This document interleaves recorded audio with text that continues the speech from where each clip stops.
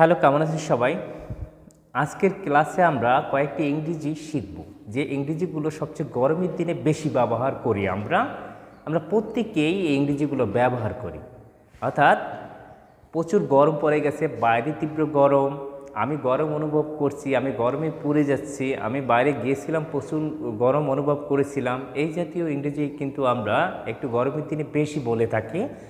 অর্থাৎ যারা এই জাতীয় ইংরেজি সম্পর্কে একটি অপরিচিত বা জানেন না, তারা অবশ্যই নোট করে রাখতে পারেন, আপনাদের কাজে আসবে। তাহলে আজকে আমরা শিখব গরম সম্পর্কে কয়েকটি গুরুত্বপূর্ণ ইংরেজির বাক্য শিখব।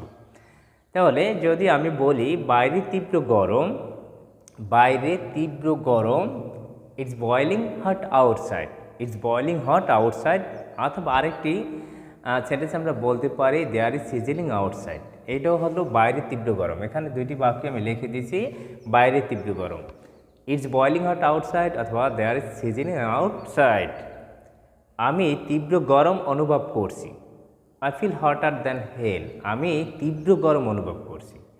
আমি বাইরে গিয়েছিলাম প্রচণ্ড গরম অনুভব করেছিলাম। অর্থাৎ আমি বাইরে গিয়েছিলাম, আগে গিয়েছিলাম অতীতকালে, আমি এখন থেকে পূর্বে গিয়েছিলাম, আমি প্রচুর গরম অনুভব করেছিলাম। তার মানে অতীতকাল হলে তাহলে এখানে আমরা ব্যবহার করব গো ওয়েন্ট, অর্থাৎ পাস্ট ফর্ম ব্যবহার করব। I went outside and I feel baking. অর্থাৎ আই ওয়েন্ট আউটসাইড, আমি বাইরে গিয়েছিলাম, অ্যান্ড আই ফিল বেকিং, আমি প্রচণ্ড গরম অনুভব করেছিলাম।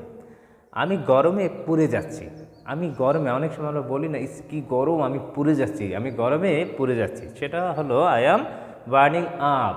আমি গরমে পুড়ে যাচ্ছি। আমি গরম অনুভব করছি। যদি বলি আমি গরম অনুভব করছি, আমি প্রচুর গরম অনুভব করছি, আমি গরম অনুভব করছি, সেই ক্ষেত্রে আমরা বলতে পারি আই ফিল সাফোকেটিং। আমি গরমের কারণে ঘেমে যাচ্ছি। আমি গরমের কারণে ঘেমেছি। সবচেয়ে বেশি ব্যবহার করি আমরা যদি বাইরে বের হই, তাহলে বলি কি গরম, আমি গরমে ঘেমে যাচ্ছি, আই এম সোয়েটিং বুলেটস।